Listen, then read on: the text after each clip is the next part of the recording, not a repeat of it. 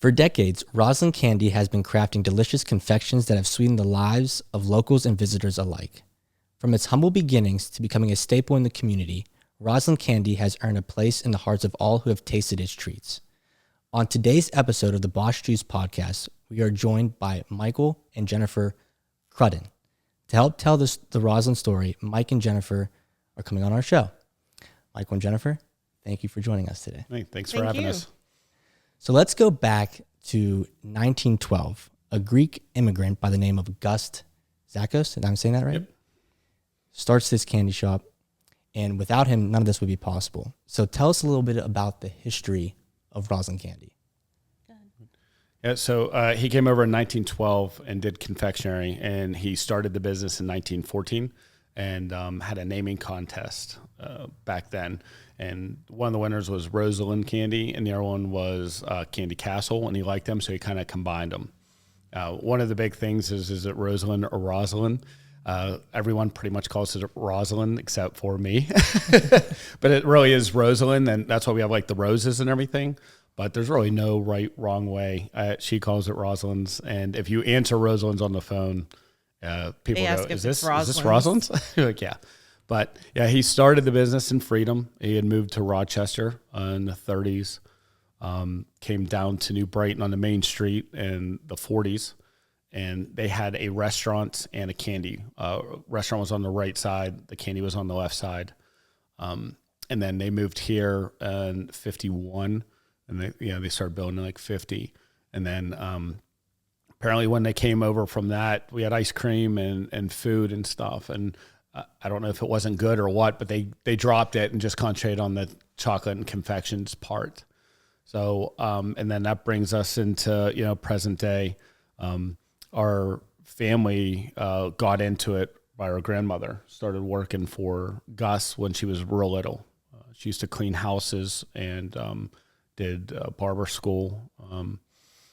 And then he would just pay her like, a nickel to like help foil chocolates. And she was a very hard worker and got into the business there. And then whenever Gus got sick in the 50s, our grandfather, great aunt and great uncles, the Zaluska family and Crudden family bought Gus's part. And then he had passed away. And then our dad, grew up in the business, as did we. And then, just slowly inherited the business. Interesting. And then you two got involved in what year? Well, we grew up in the family business, so we were always here.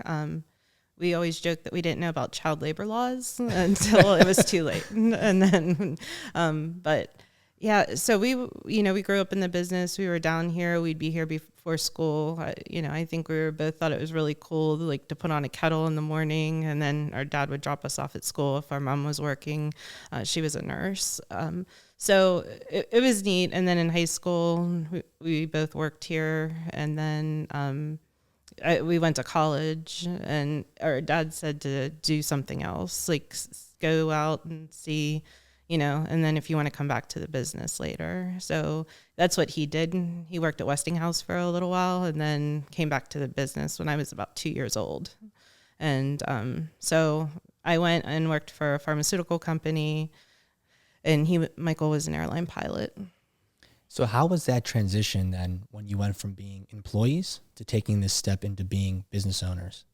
I think Michael and I both agree that being from a corporate world, that's not how we wanted to run our business. We're a family-owned business, and, we treat everybody here like family. And we didn't like the corporate mentality, so we both tried to not have that here at the candy store.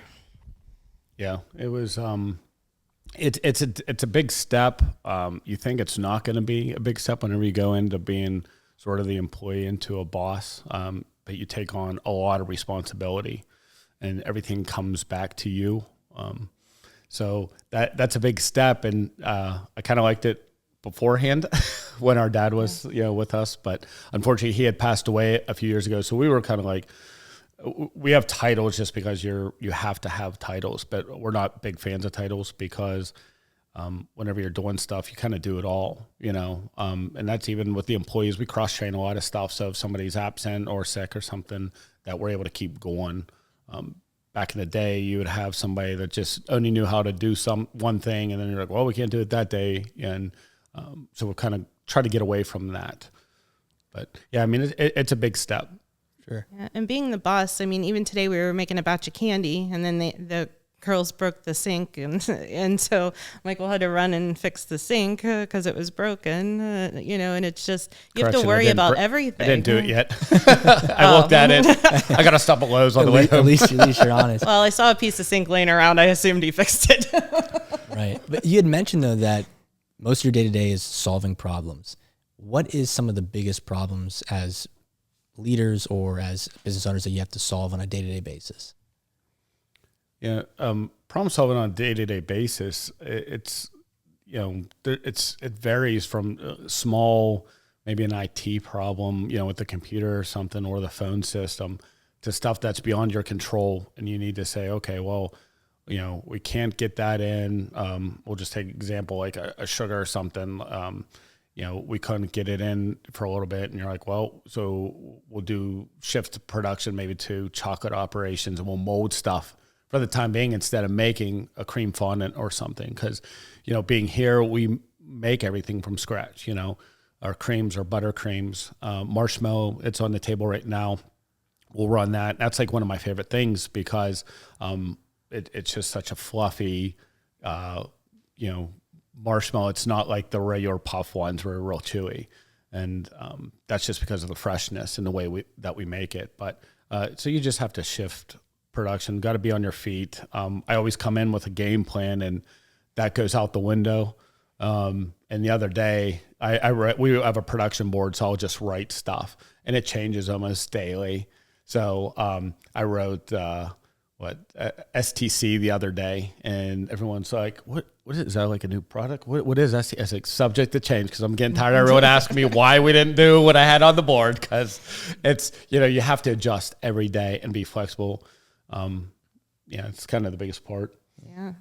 Do you think it's better to make quick decisions in those instances, or do you kind of think about it before you change? I think it varies. On some things you got to be quick to change and adapt. On other things, you're like, hey, come back to me here. Let me think about it and kind of run the process out, because and sometimes I'll say, hey, we need to do this, and Jane's like, well, we can't do that, because like tomorrow we already had this planned, and okay, so it's better to think about it. Some things it depends on what it is. You don't want to jump to things too quickly. Yeah, absolutely. I was really impressed when we were talking before the show about how involved you two are in the business, specifically in making the candies. Can you talk a little bit about that? Why are you so heavily involved in that? Is it because you're protective of it? Is it because quality control? Like why are you guys so heavily involved in that? I think both. I mean, we're really in quality control. We make sure that all our ingredients are fresh. We make a lot of our own ingredients. We always joke that we make our own citric acid. I mean, you can buy citric acid, but we like to make it. So, I mean, it's just, we're very hands-on. We're the only two that know the recipes. And, we start every day out, I get the registers ready. He starts the kettle, and then we both finish cooking. And tomorrow we're going to make cherry cordials, and we're going to go in the starch room. He starts with a little dab of fondant. The girls drop a cherry in, and then me or Tom will finish it off. And it's very labor intensive the way we make our creams, but there's such a taste difference. And, and I would never want to change the way we make our creams. Sure. There's easier ways to do it. There's cheaper ways to do it, but being control and what got us here. I mean, we're 110 years old. What got us here today was those recipes, was that quality control. Mm-hmm. And it's easy to say, oh man, that's a cheaper way to do it. We could buy this machine and we mass produce it. But you do that, and then people go, oh, this doesn't taste the same. And, we're not here to try to cheat people. We know how to make the stuff. We've done it our whole life. Plus, sometimes it's a little easier to continue do what you've always known to do. I mean, she had mentioned earlier about stopping here and doing a kettle before school. We used to go to, my dad and I would go to Crystal's Donuts, get some breakfast, and then head down here. I'd help him get a kettle on. He'd run me up to school. And then after school, you're coming back down here to do some work. And then even my dad back in the day, they would be down here for dinner. So we still have a kitchen in here that my grandma used to make like soup and stuff for all the employees, you know, and I'd go over and ring the bell and everyone would come over and eat. And then they would have dinner. My dad would do schoolwork and they went home to sleep. That was basically it. Was their livelihood. Yeah. So we try to think of that whenever we make any kind of big business decisions. I love that. I think that's like an employee first mentality, like a family mentality. I come from a very large Italian family, and my grandmother has a recipe book. And I'm going somewhere with this whole like tangent I'm going to go on, but my grandmother has this recipe book, and I swear to God, no matter what I do, follow it to a T, it never turns out the same, whatever I'm trying to make from that book. So my question to you is, if you were to transition this business and kind of pass the reins on to an employee to kind of manage the making of the candy, do you feel like that would be okay? And the reason why I'm asking that is a lot of our previous guests and entrepreneurs will harp on us about the importance of processes and having standards in place and following these procedures. But I think in the food industry or the candy industry, that process is important, but there might be something different to it, as you've kind of mentioned, the importance of knowing the recipes and knowing how to do it, you know, a certain way. And like how my grandmother, I don't know what she does if she doesn't tell me the truth, but it always turns out better. You know, do you think that's as entrepreneurs, do you think that would be a hard transition if you had to hand this off to an employee to kind of take over the making of candy? Sure. And I think it would be very hard. We've done it our whole life. And even when I would work with our dad, you would say, you know, time and temperature, obviously, when you're cooking things. And once you meet that, there's certain things that you're looking for. And there's just like tales of like certain things. Trying not to give away too much here, but like my dad would be like, okay, there, downward train. Like, what did you see? And then eventually you go, oh, I see it now. You know, okay, it's ready. You know, and it will, you know, taste the same, but it might not set up right, or vice versa. So you really have to watch that. So I mean, if somebody did come in and steal our recipe book, it is not going to be the same, because there are certain things in there. But like that, you know, giving it to somebody, you would have to train them for years before they would finally be able to get it. Yeah, I mean, we've talked about that because, you know, I don't want it to go away with us. I mean, if something, God forbid, would happen to me, you know, or Jenny, like, you know, that would pretty much kind of be it. And, you know, 35 families are out of a job, and the stuff goes away and people would never know. No one would ever be able to come in here and say, here, we're going to try to bring up this recipe. It would just, you couldn't do it. So, and I don't want that. So we need to work on some kind of transition for future. Sure. Yeah. Even with our dad, we originally, the recipe, whenever I came into the business, there was something wrong with every single recipe in the book.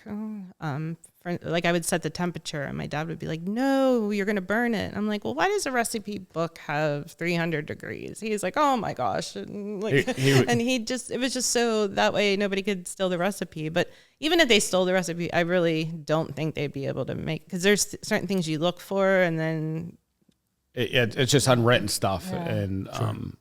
And small things that is. It's funny because, you know, a lot of places, candy places, they do either the similar things, you know, and if you've ever had our caramel, it doesn't really stick to your teeth. There is a reason for that. My wife had asked me before what the recipe like was, and she thought when we got married I would tell her, and I did not. And then she was kind of like, I'm like, is that why you married me? You're trying to get the recipe or what, you know? But there's a reason, and you see it and you just smirk because you know what they could do to make their recipe like 10 times better. But obviously that's been our secret. Sure. Yeah, but it's disappointing once you know what the secret is. Yeah. It's like, and that brings me to another thing is the like we differ on this. Like I like to let people take a look in the back, but I think there's a little bit of that magic. When you see a magician and you see it and you're like, wow, how did he do that? It wasn't real magic, but there was a reason that it turned out. And then you watch on like YouTube and you're like, well, that was simple. That was stupid. And then it loses that luster.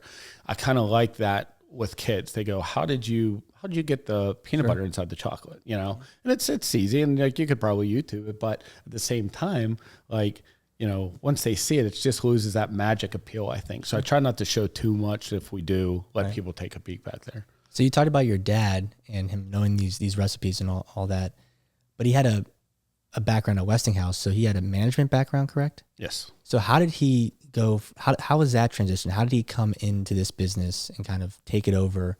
But with the management background, did he really turn the business around? It sounds like when he came in, he really grew this business. Yes. So how did that? Tell us about how he kind of took this business from, I'll call it a mom and pop, to really kind of grow it into the organization that it is now. You want to take that, or? Go ahead. Yeah. So he was very good at business. I mean, back in the day, and I think we could have probably been a lot bigger back in the day, but my grandfather, like, they would get busy and he would take the phone off, though, because he was just tired of answering the phone. So I'm like, not a good business. Like, they're not going to teach that at colleges. Or lock the door. And then, like, when they got real low at Christmas time, they would come out and lock the door because they're like, we don't want to be waiting on customers. We need to make candy. So they would lock the door, in the middle of the day so they could make candy. That hurts sales. And that's not a good sales tactic. So, I mean, when my dad came in, obviously that kind of stuff stopped. And I get it. I mean, my grandparents, I mean, like, they made one or two things a day and that was it. And they sold what they did. They tried to sell it and that was it. We didn't have all these grocery stores and stuff that we do now. But when he came in, like, he still worked here and there, like, at the store. But his mom and dad were like, hey, we want to retire. Like, what do you want to do? And he always wanted to get in the business. So he came in and, he did a lot of great things and led us in a good direction. It's funny because my dad is same age and everything that I went into flying. And then he got out to come into business. And my dad was like, hey, I want to retire. And I was at the airlines and I was like, well, I was having trouble doing both because I was based out of Philly. I was in LaGuardia. I got bumped out of LaGuardia, back in Philly. Commuting was just tough. And I was working almost 7 days a week because I would try to fly Friday through Monday and work Tuesday, Wednesday, Thursday here. So I didn't want the business to go away. So I decided to come into the business. And then Jenny did the same thing. We talked to her and her place, they were kind of doing some readjusting and stuff and decided to come in. And then, you kind of, my dad let us kind of do our own thing a little bit to, like, help grow the business. A little bit. A little bit. I come up with an idea like, hey, we should make this. He's like, no, you think we have enough to make? And I'm like, yeah. Well, now I'm there. I'm like, Jenny will say something like, hey, we should make this. I'm like, do you think we have enough to make? I'm like, I sound like my dad now. Well, one of my funniest things is we kept growing and shipping. And so we originally had the shipping, like, right by the door back here. And so to go past them or bring product out to the store, it was getting congested. And so we moved it over.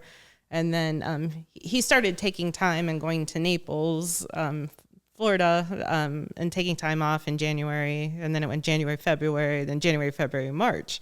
So our dad had left the store, and then Mike started moving desks. And then my dad came back in the door, and I come back. I'm like, abort, because we started rearranging the whole shipping department. And then he was like, I didn't even leave yet, and you're already rearranging the store. But we had to move stuff, like, when he wasn't here, because things have always been in the same location since we have been born. And just that change, it was really hard for change him. was hard. You'd move something, you'd be like, that was there for 100 years. Why'd you have to move it? Grandma used to use the phone on that desk. I'm like, the desk is in the middle of production. Like, it's not, we needed equipment there. So I agree. I think innovation and entrepreneurship is important. You need to innovate and kind of make changes to take your business to the next level. Sure. But I want to ask, what characteristics did you learn from your father that really helped you guys take this business to another level? I think from my dad and my grandma, hardworking. I mean, they worked long hours. The business was their life. And Our grandma worked here 6 days a week when she was 89 years old on her feet. And she did hand dipping, she did packing. I mean, and even when I went to college, I came back and was packing a box to take back to Robert Morris. And my grandma's like, somebody's lost their touch. You're packing too slow, and she's like 85 and telling me I'm, not moving fast enough. And so, I mean, our family is hard workers. And, I've always hoped that I could, have them be happy, like with how hard we work. Are there characteristics from your MBA that you've brought into the business now? Well, we were talking earlier about, school, and a lot of people at school were like, I'm going to work really hard for a couple years, sit back and let the money roll in. But I mean, we're 110 years old, and none of our family has ever sat back and let the money roll in. I think to be a successful business, you need to still be hands-on and around the business. So taking something that people were saying that they were going to do, I just saw my family and continued. Yeah, because I think too, a lot of people always say that business school, not to knock it, they teach people how to run the top 5% of businesses in the country. And, small to medium-sized businesses are like the backbone of the American economy. And I don't think that's taught in school. I think a lot of these business owners learn by experiences. And so, what was kind of the biggest learning experience you learned when you guys came in to operate this business? Yeah. Well, to go back to the other thing, my thing would be quality. Our family just instilled quality above everything. Don't ever change stuff. Do it. You would know if you messed up something. We tossed batches when I was younger because somebody forgot something, salt or something. And my dad's like, it ain't worth it in your reputation to put something out there. So that's one of the things that you learn is the quality. And then the hard work. I think that's lost nowadays on a lot of the kids. Back then they had to work. Our grandmother at a very young age was walking from Monaco over to Rochester to clean houses. At 12, 13 years old, they had 11 brothers and sisters. And then, they worked. It was just in their DNA. And I will never be as hard at working as them. I would say I'm lazy. I know some people would say that, you're crazy to say you're lazy, but I am. I try to always figure out an easier way to do things without changing stuff. So packaging, that's one of the things that we've changed. We used to use cups and just figure it out and dump them in. And then we have a machine now that we're able to do it a little bit faster, packing it and being more accurate on the weight and stuff, and to make sure that the weight is there. So that's kind of things that we instilled, but I remember. But sorry, what was the other question? I just wanted to touch on that. That was a good question. No, just saying when you come into a business and you have to kind of learn from your mistakes, what are some of the biggest lessons you've learned when you stepped into a business from the corporate world, for lack of a better term? I could leave work and go home for the day. If I really needed to shut down. I worked with people in New York, so our hours were a little different. I was a little earlier in the day, and then they worked a little later. But I was able to still answer emails, but kind of shut down for the day. Whereas I don't think we go home and be able to stop working.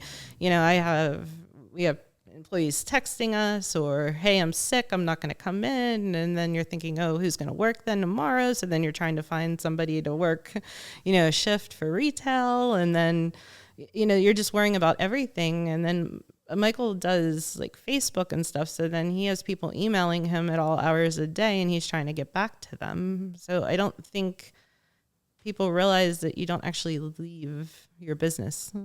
No, you get home and I get calls from here. You're emailing suppliers. I run all the social media, do the website stuff. So, my day doesn't really stop. I'm usually pretty late and I wake up pretty early in the mornings to get stuff, and you kind of get burned out sometimes. And then I have 2 kids on top of that. So, and with all their sports and stuff, it's a lot of running around. So, a little late today because I had to get them on the bus, had to pick them up early. But then tomorrow I'll come in early to kind of make up for that. But even if I'm not here, can't assume we're not working as a business owner. You're always on call 24/7. And I do. I'll get a Facebook message at like 3 a.m. I'll hear a buzz and I look and some guy like, hey, I'm sitting here watching this, eating your pretzels. These are really good. Keep up the good work. And I'm like, thank you. Like, it's great. But, why'd you have to, message me? But I have it because sometimes, like, if there's any kind of emergency, I need to know, if the alarm goes off at the store. Unfortunately, Jenny gets that because she's closer, so she's usually the one to have to come down here at like 2, 3 in the morning. It likes to go off at 2, 3 a.m. All the time. It's if it goes off, it's always like right in the middle of the night. Yeah. So. And then you can't get back to sleep. Yeah. So. But if somebody's breaking into your business, I'd like to know, so I come down. Sure. So. Which happened a long time ago. So, luckily, you broke into our starch room, so they got powdered sugar on their feet. No then way. they walked back, and they were able to It's like a Scooby-Doo go episode. right back to his house to see where he was at. That's awesome. That's awesome. So not the smartest criminal. Yeah. That's interesting though, because just looking around the store, there's small pieces of candy and whatnot. What is, like, if you don't mind me asking, is theft an issue? Like, do you lose a lot of revenue or business from theft? Sorry, that was my kids. No, you're good. No, I mean, not really. We have a lot of cameras, so we were able to like watch them, and then we always have multiple people out here to see that. And I think most everybody that comes in here has been very respectful, and stuff. So we've never really had too many issues. The one thing is that we do our chocolate covered strawberries, which is a very popular item. We only do them a few times out of the year. They're fresh. A lot goes into getting them, getting the right size, and getting a bunch shipped in from Florida. We either do Florida or California. It's never out of the country. And get them in, clean them, get them on the belt. But like sometimes you run out because of the demand. And I mean, we're almost max capacity when we run them because we run our enrobers all day, chocolate cover them twice, we decorate them, and then they go out for sale. And then you run out at like 5 o'clock and people get upset with you and you're like, it's just chocolate. But, some people, we had a guy one time, he stopped at the bar and he come at like 7:30 and he's like, please tell me you still have them. We're like, no. And he goes, oh my goodness. He goes, I stopped at the bar for one drink. He goes, my wife's going to kill me. This was for Valentine's Day. And the one lady's like, just don't tell your wife you stopped at the bar. But that's the only time we've ever had really any issues with people, giving us a hard time. But I mean, that's a good problem to have, I guess. Sure. Yeah. So like, that's interesting. So you get them from, you said California and Florida? Or Florida. Yeah. Yep. So let's talk a little bit about sourcing or, buying your materials to produce your product. A previous guest on our show in a similar industry talked about the price of cocoa. Cocoa beans and how it's very expensive. They follow that. And I think he stated that it was one of the highest it's been in a while. Yeah. Has that affected your business at Absolutely. Oh, yes. Yeah. So we went, we hedge the chocolate, the beans, and usually, when they're down or, coming down or you think it's a good price, you'll buy your supply, if you're doing 100,000 or more. So you do that, but once that kind of stuff happens, they go, oh, well, that was beyond our control. So like that pricing is out the window. It's when you have a contract, we thought that was kind of the contract, but within 2 weeks our price doubled, pretty much. Again, luckily we were at the end of the season, pretty much. Stuff's kind of come down a little bit, but like we don't double our price of the candy. Everything gone up over the last like couple years has extremely affected the business, and you hate to change prices. I think people kind of see that they think like, oh, the price went up, they're greedy. Right. And that's not the case at all. We hate it because there's so many things we have to change. And you can't just double your chocolate, you go up a little bit and, so the margins have come down and that affects everybody all the way around. And, people might buy a little bit less than they usually do. I know when I go to the grocery store, like, I might not spend as much, So the nice thing about us in being a manufacturer is we can control that. like whenever like or our production. So if you're like a huge, bigger company and you made all this stuff and now you have all this and nobody wants to buy it, you have to throw out all these discounts and try to get rid of your product and stuff. Whereas, okay, well, we're pretty stocked up on that. We'll go to something else. Right. So if we're not selling all of our everyday stuff come into like past Christmas, usually we're pretty bought out. So we have to get into making every day and then get into Valentine's Day and Easter production. So if we were pretty good on every day, we'll just go into making the other stuff. Sure. So as a smaller business, you're able to adapt.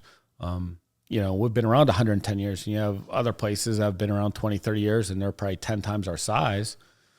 And I mean, good for them that they're doing a really good job at that kind of stuff. But being small also has its advantages, and that's one of them. We can change that. We could stop and just go into something else. Is there a reason why? So you had mentioned that you don't want to increase the price of your chocolate too much, or maybe not increase it at all, and it cuts into your margins.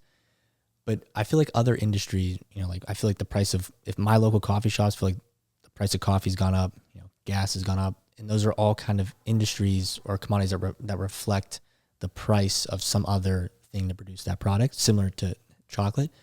Why not increase the price? Is it just because you feel like you shouldn't, or is it because the market people won't purchase chocolate at a certain price? It's both. It's, the wages have not gone up with the pricing.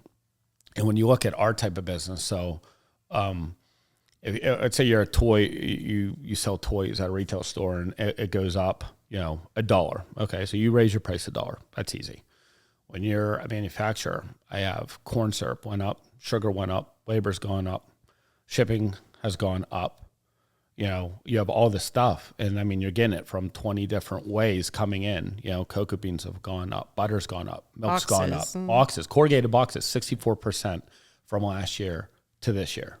And that's something that just holds it. That's stuff that used to be almost negligible in your costs, whether it's a pad, an insert, the box, all that stuff has gone up. And then you have the corrugated that the boxes go in has gone up. So all that across, you can't raise your price. You can't just double your price. People aren't going to buy it. Mm-hmm. So you go up incrementally, and that's what we've always kind of done is you look. And back in the day, you would look every 2-3 years, you go, maybe we need to raise it 3 or 5%. Okay. We've raised our prices a couple times. And everybody has. And I feel like we've always stayed competitive, if not lower than most people. And again, that comes to us just trying to be smart, buying maybe more inventory on certain things like boxes. But then you run into a room issue. We don't have as much room. We don't have a warehouse or anything. Sure. So actually beneath this place, we have about 110 pallet spaces full of our boxes, pads, things like that, which helps us, but we could definitely use more because minimums have gone up too, along with those prices. So let's talk a little bit about marketing. Marketing is obviously huge in the candy business. You see ads all over TV. And Mike, you had said you handle a lot of the Facebook and marketing and social media yourself. What is your kind of strategy for marketing? Well, Jenny is kind of like the marketing person. I do the social media stuff. And my strategy usually is I try to come up with stuff that's like kind of funny and more relatable. I see a lot of times ads go out there and they're kind of boring. And I think of like what I would do or like. And so I kind of come up with stuff. And sometimes you'll get a couple likes, like 3 or 4 likes, and it's usually me, Jenny, and maybe my wife. I don't know. And then other times we put out stuff, and I go, this is just something I'm going to throw up there. It's going to be dumb, and it goes viral, or not viral, but like gets way up there.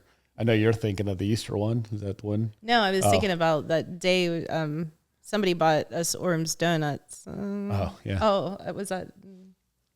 I forget.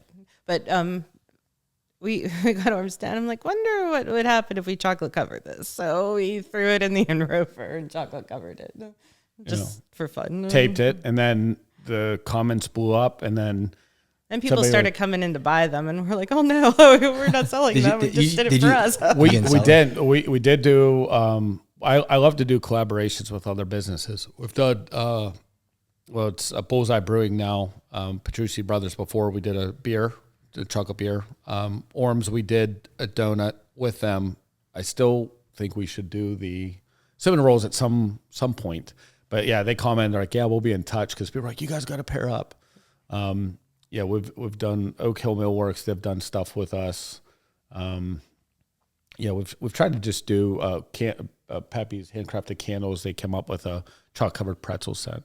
But like we do stuff to get people talking and things. But the one I was thinking of is the April Fool's Day. I did a bunny in the back of our parking lot. I was putting them out front, and it looked kind of fake, so I just erased the building to make it look like it's in the back, and I threw it up. And it was like a couple minutes because I was like, oh crap, I gotta put something up, and I did it real quick, and I put on, and then next thing you know, people are calling, people are slowing down, and I think we had a couple 100,000 views on that one. Wow. So and some hate. Because people were like, I drove an hour there. And then I look at their Facebook profile. They're from Monaca. I'm like, okay, first off, you didn't drive an hour.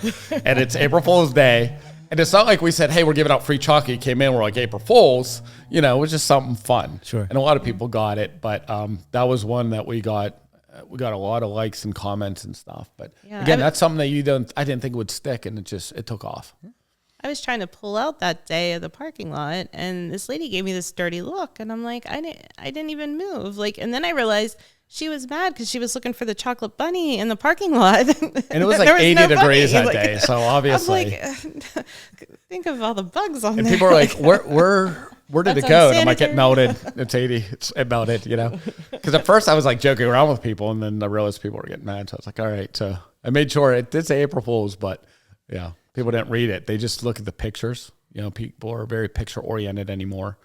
We don't advertise a lot of times for the strawberries ahead of time because if you put the picture of the strawberries, they don't read like, Friday or tomorrow. Yeah. They just see the picture and they come in and then they're like, yo, the sign says. I'm like, no, it doesn't. I made the sign. I know what it says. But so people are very picture oriented. So they didn't read everything and that said April Fool's.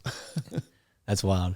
So let's talk a little bit about the renovations. So this is my first time here, but Dylan had mentioned to me that this place had a nice little, I'll call it, I don't know, a renovation, but it looks like, I told Dylan, I was like, this looks like, I feel like I'm in Disney World. Like it looks like a legit castle. So talk to us about the renovation and, what was that a marketing strategy to kind of build this castle, or is it just because you're well known as? It was completely Jenny's idea. It was not my idea at all. I kept saying no. Michael had this idea that we needed to embrace the castle part of our name because we really didn't embrace that at all. And, it's something that the original owner loved, that and castles and roses. So we needed a lot of stuff done. Like our landscaping was kind of going over the sidewalk. We had to really cut it back because it just kept growing. I mean, it was nice, but it was just older and it was just too big. And then our siding was brittle. I mean, it's probably 30 years old. And so when we power washed it in the summer, yes, we do it ourselves. And we were blowing holes through the siding because it was so brittle from the sun. So we needed some, and then Michael thought, well, let's see if we can, somehow do stone or something to make it look castle. And then it completely went out of control. Yeah. I love that. It reminds me of Disney World. I was like, that's, Dylan had mentioned, I was like, this is incredible. Yeah, we wanted to do it right. And, we worked with like the town in New Brighton was great in supporting us. And we had worked with the Brentwood Bank and they were very helpful on getting us the funds and stuff. And then like we hired a local contractor. We had a bid out for people and there were some great bids and competitive bids out in Pittsburgh, but working with somebody local that had that passion and heart, they did great. Carver Construction come down and they really put their heart into all this stuff. So like on like the crown molding, you can see all these pieces. They hand did each one of those, and they were here for days just trying to figure out what looked good with the rest of it. And I don't think anybody else would have done that. They would have just threw up it and been like, that's it, and they wanted it to look good because they live here and they drive past it and everybody knows them. So that was a good move on our part, but everyone worked and it changed. you run into different problems. We ran into railroad tracks right off the bat, so they had to cut those out. But it got bigger. I was worried it wasn't going to look big enough, just from the renderings and stuff. But it ended up, working out perfectly. And some stuff that our door was supposed to be up front, like just cut right across, and then we had to actually recess it. And I think it worked out great. We problem solved that and turned out the way, I think it was supposed to. Yeah, it looks phenomenal. So thank you. So. Thank you. And then the lighting, the lighting on the outside, I was a stickler on that because I said we need architectural lighting. Yeah, I didn't know how much that cost till later on. So, has it increased the business at all, the renovation? yeah, I think people, I think we'll definitely see the actual sales and foot traffic eventually. I think people have come in and, people have stopped and they didn't know what it was, and people have said they've been here the first time. But during the renovation, this is our first full year that we're going to have it. So when did we move in? The day before Thanksgiving last year. Yeah, is when we just reopened this started part. moving stuff back in because we're like, we can't be closed anymore. We still didn't have stuff like done outside, Finished. so people thought we were closed still for, up until probably Easter is when we finally were finishing up stuff. So I think once we, compare it to a few years ago, I think we will definitely see an increase. And it definitely is a marketing thing. There was no reason to come here. It looked like a trailer before. And you want to give people a reason to come. I mean, there's nothing here. So the fun thing was buying medieval stuff. And we did a lot of research on every single item in here and kept going back and forth, finding different items and then then deciding the favorite. It was a lot of fun. But we put a lot of work into picking each piece, like down to the grapes on the ductwork and stuff. I mean, we really, it was fun. Yeah. And not only the retail spot, you said you weren't here before, so this was half. So we went out 10 feet, and it was 10 feet from the case to the wall. So that's doubling our retail space. So that's not a huge 10 feet, but for us, it was huge. It's, if you have a 20,000 foot thing and you added 10 feet, it's not going to be that big of a deal. But for us, doubling it was a huge deal for us. But then our office doubled, our shipping area doubled, and then in our back area, we have a core storage. And that doubled. And that saves us we used to carry everything downstairs to a cooler downstairs, which takes about a week to do and then a week to bring it back up during the summer because we didn't have heat or air conditioning in the back part either. So now we do. Or in the office. Yeah, or in the office. They used to have space heaters and stuff. I mean, it was built in the 50s. So, so that stuff alone, I think, was worth it to do the investment. It looks great. I love how much attention to detail you guys put into it. And Thank you. I love Disney. So that was, like I said, it reminded me of Disney World. So it caught my attention. I think that's great. Yeah. But what does the future look like for you guys with this business? Where do you see it going in 5 to 10 years? Yeah, I mean, I hope we continue to grow. And that's one of our strategies is nice, slow growth. We've had opportunity where people have called and they want you to become this huge partner, and we can't handle that being a smaller production and stuff. And if we did, then we'd have to kind of get rid of some of the retail. Wouldn't be able to sell as much out here. And then if they get rid of you or something or go with another supplier, then you're just dead in the water, and you kind of alienated all the people that have been there with you for all these years. So we just kind of do nice slow growth, get new stores here and there, make sure that we're able not only to supply the new people, but the people that we've always done. So, so I mean, I hope that's the continuing trend and that we become a destination spot when people come home. They already said that they've come to visit us, Orms, hot dog shop, and then us, those were usually the things when people move away. But now I think there's a reason to come here to go check out the castle. Let's see what crazy new stuff Mike and Jennifer had bought, Yeah. Is that what you're thinking too? So I'm tired of you buying stuff is really where I'm at. I tell her, I said, I come up with the idea, just write the check. That's it. That's easy, right? I like that. He has a magic money tree that I'm unaware of. I can't find it though. The bank will let you know when you don't have any more money to spend on stuff. So that's a joke. That's not actual financial advice. Yeah, Brentwood's like got a recollar loan. Or armor. So I found the armor, and it's a like replica, but it's an actual one, like a museum. If you're a museum and you wanted thing, you would call them and get this armor. So I got that, and it's a 15th century knight. And I'm telling Jenny about the Duke of Burgundy and all this, and he was killed in this battle. And she's like, "We got a loser knight." And I'm like, "Yeah, we couldn't afford the winning knight. They're way too expensive. You got to go with the lowest losing like knight that we could find. They're too expensive." That. There's a story behind everything. A loser knight, you know? Come on. It's cool. He just wanted some chocolate. That's all. That's it. But we always ask our guests this one last final question, and I'm going to pose it to both of you, so if both of you can kind of answer this question independently. And that question is, if you can give one word of advice to a young entrepreneur or someone who wanted to start a business, what would that be?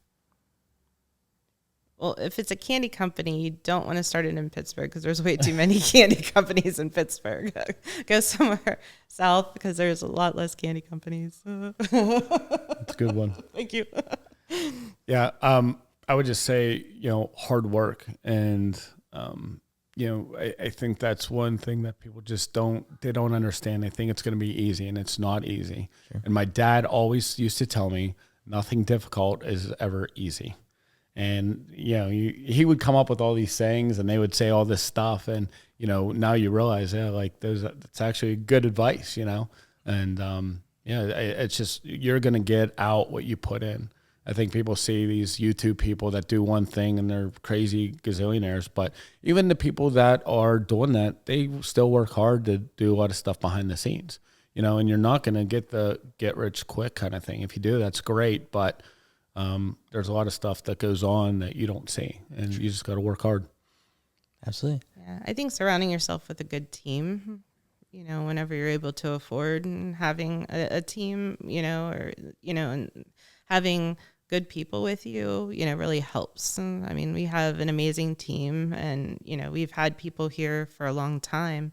We had a lady retire. She was here for 60 years, and she was a hand dipper. I mean, it just, she was through generations and generations of us. So, I mean, people here 30 yeah. years, 35 years that have been here ever since high school and stuff. And it's great. And I'm glad that they've liked it and they've watched me grow up, because I was a kid whenever I was terrorizing people around here, riding my bike. I'd ride a bike around the store, and I can't imagine letting my son ride a bike here. It's too busy, but yeah, back in the day it has. And, no, but I think, some of the people that have been here for a while are just as passionate about our business as we are. And, it's really nice to have, because they care if there's, something that happens, that they want to correct it and make sure that everybody's happy, and that would be what we'd want too. So, sure. It's really great. Teams are important. Teams make and break a business. Yep. And so I appreciate you both coming on. Thank you for sharing your story, and best of luck. Yeah. Thank you for having us.